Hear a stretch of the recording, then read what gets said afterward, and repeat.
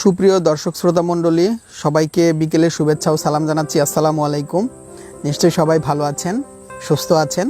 আজকে আমি আপনাদের সামনে একজন কিংবদন্তির শৈশবের একটি কাহিনী তুলে ধরব। সেই কিংবদন্তি ছিলেন প্রথম খেলোয়াড় হিসেবে বিলিয়নিয়ার। সেই কিংবদন্তি ছিলেন আফ্রিকান আমেরিকান ধনকুবেরদের তৃতীয়। সেই কিংবদন্তি খেলোয়াড়ের নাম Michael Jordan. Michael Jordan basketball খেলায় শ্রেষ্ঠত্ব অর্জন করেছিলেন। বিভিন্ন পত্রিকা, ম্যাগাজিন, বিভিন্ন ব্র্যান্ড, সব জায়গায় তার নাম ছড়িয়ে পড়েছিল। এখনও মাইকেল জর্ডানকে কিংবদন্তির তালিকায় রাখা হয় বাস্কেটবল খেলোয়াড় হিসেবে। মাইকেল জর্ডানের জন্ম খুব সম্ভ্রান্ত ফ্যামিলি, মধ্যবিত্ত ফ্যামিলিতে হয়নি। মাইকেল জর্ডানের জন্ম হয়েছিল একটি নিম্নবিত্ত ফ্যামিলিতে, পরিবারে, একটি বস্তিতে। নিউ ইয়র্কের ব্রুকলিন শহরের একটি বস্তিতে মাইকেল জর্ডানের জন্ম। 1974 সালে মাইকেল জর্ডানের যখন 13 বছর বয়স, তখন তার জীবনে একটি উল্লেখযোগ্য ঘটনা ঘটে। মাইকেল জর্ডানের ছিল 4 ভাই। তার বাবা মা সহ তাদের সংসারটা তখন খুব টানাপড়নের মধ্যে দিয়ে চলত। আর্থিক অবস্থার তেমন কোনো ভালো অবস্থা ছিল না। তার বাবা তখন চিন্তা করলেন মাইকেল জর্ডানকে দিয়ে একটি আয়ের ব্যবস্থা করা যায় কিনা। তখন মাইকেল জর্ডানকে তিনি একটি টি শার্ট দিলেন, পুরনো টি শার্ট। তো মাইকেল জর্ডানকে বললেন যে বাবা দেখো, এই টি শার্টটির কত মূল্য হতে পারে, তুমি দেখো তো। মাইকেল জর্ডান খুব ভালো করে নেড়ে চেড়ে দেখলেন যে এটা $1 বেশি হতে পারে না। তখন তার বাবাকে বললেন যে বাবা, এটা $1 মতো হতে পারে।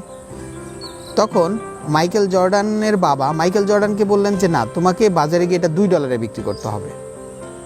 কাজটা কঠিন, $1 টি শার্ট $2 বিক্রি করতে হবে। কিন্তু মাইকেল জর্ডান কিন্তু কঠিন ভাবলেন না। মাইকেল জর্ডান ভাবলেন যে এটা কিভাবে করা যায়। তখন মাইকেল জর্ডানের মাথায় কিন্তু একটি বুদ্ধি চলে আসলো। তখন মাইকেল জর্ডান সেই টি শার্টটি খুব ভালোভাবে ধুয়ে পরিষ্কার করে লন্ড্রি করে একটি প্যাকেটজাত করে সেটি বাজারে নিলেন এবং সেটা কিন্তু $2 বিক্রি করতে সমর্থ হলেন। পরবর্তীতে মাইকেল জর্ডানের বাবা আবার ওই রকমই একটি টি শার্ট মাইকেল জর্ডানকে দিয়ে বললেন যে তোমাকে এখন এটি $20 বিক্রি করতে হবে। মাইকেল জর্ডান কিন্তু তখনও এটাকে কঠিন হিসেবে নিলেন না, তখনও এটা সম্ভব না এই হিসেবে নিলেন না। তখন মাইকেল জর্ডান চিন্তা করলেন যে এটা কীভাবে সম্ভব হতে পারে, কীভাবে $20 বিক্রি করা যায়। তখন মাইকেল জর্ডানের কিন্তু একটা মাথায় বুদ্ধি চলে আসলো। তিনি চিন্তা করে একটি পথ বের করলেন। মাইকেল জর্ডান তখন চিন্তা করলেন যে আমার এক বন্ধু খুব ভালো ছবি আঁকায়, খুব ভালো ছবি আঁকতে পারে। তখন মাইকেল জর্ডান সেই টি শার্টটি খুব সুন্দরভাবে ধুয়ে পরিষ্কার করে সেই বন্ধুর কাছে নিয়ে একটি লোগো বা একটি ছবি আঁকিয়ে নিল, মিকি মাউসের একটি ছবি আঁকিয়ে নিল সেই টি শার্টে। তখন সেই টি শার্টটি নিয়ে একটি অভিজাত এলাকায় একটি কিন্ডারগার্টেনের সামনে গিয়ে মাইকেল জর্ডান দাঁড়ালেন। অনেক চেষ্টার পরবর্তী সময়ে একটা স্টুডেন্ট, একটা বালক সেই টি শার্টটি খুব পছন্দ করলো এবং $20 অধিকে সেটি বিক্রি হয়ে গেল। মাইকেল জর্ডান চলে আসলেন। পরবর্তী সময়ে আবার মাইকেল জর্ডানের বাবা তাকে ওই রকমই একটি টি শার্ট দিয়ে বললেন যে এবার এটিকে $200 বিক্রি করো। মাইকেল জর্ডান কিন্তু চিন্তা করেননি বা রিজেক্ট করে দেননি যে বাবা এটা সম্ভব না, এটা কিভাবে সম্ভব, এ কথা তিনি বলেননি। তিনি টি শার্টটি নিলেন এবং চিন্তা করে বের করার চেষ্টা করছেন যে কিভাবে বিক্রি করা যায়, $1 শার্ট কিভাবে $200 বিক্রি করা যায়। সেই মুহূর্তে, সেই সময় আমেরিকা জুড়ে চার্লিস অ্যাঞ্জেলস নামে একটি মুভি খুব প্রচারণা হচ্ছিল। সেই মুভির নায়িকা ফারাহ ফাউলার বিভিন্ন জায়গায় গিয়ে সেই মুভির প্রচারণা করছেন। এই পত্রিকা মারফত জানতে পেরে মাইকেল জর্ডানের একটি মাথায় বুদ্ধি আসলো যে ফারাহ ফাউলার যদি অটোগ্রাফ একটা এই টি শার্টে থাকে তাহলে নিশ্চয়ই এইটা $200 বিক্রি করা সম্ভব। তিনি তখন সেই প্রচারণার দিন সেই সভাস্থলে চলে গেলেন। যখন প্রচারণা শেষে ফারাহ ফাউলার গ্রিন রুমে আসলেন, তখন মাইকেল জর্ডান সেখানে উপস্থিত হলেন এবং বললেন যে আমি আপনার একজন অন্ধভক্ত, আপনি যদি আমাকে এই টি শার্টে একটি অটোগ্রাফ দেন খুবই ভালো হয়।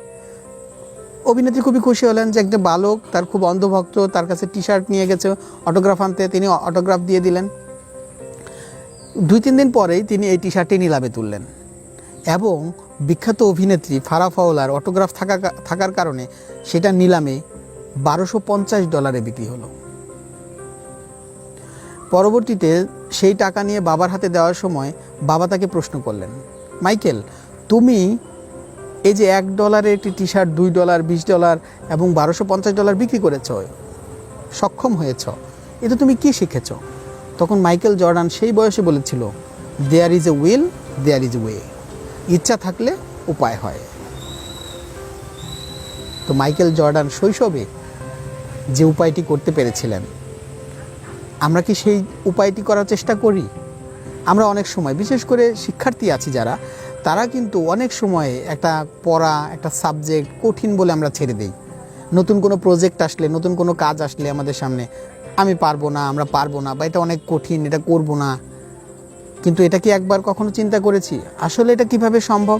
এটা একটু করে দেখা যাক।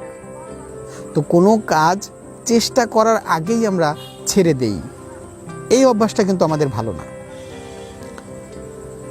তো আমাদের বিভিন্ন সময় বিভিন্ন কাজকে কঠিন মনে হতে পারে, কিন্তু এটা কিন্তু করা কখনোই অসম্ভব না। কিছুটা কঠিন হতে পারে, কিন্তু কোনো কাজই করা অসম্ভব না। নিশ্চয়ই সেখানে কোনো পথ আছে, সেখানে কোনো পদ্ধতি আছে। কেউ যদি খুঁজে দেখে তাহলে সেটা কিন্তু পাবে। তা আমরা এখন কোনো কাজ যদি হাতে আসে, তাহলে অবশ্যই আমরা চেষ্টা করে দেখব যে সেটাকে কিভাবে সম্ভব করা যায়। তো মাইকেল জর্ডানের শৈশবের গল্পটি নিশ্চয়ই আপনাদের ভালো লেগেছে। আমার গল্পটি যাদের ভালো লাগে, লাইক, কমেন্ট, শেয়ার করবেন আর আমার জন্য দোয়া করবেন। আল্লাহ হাফেজ।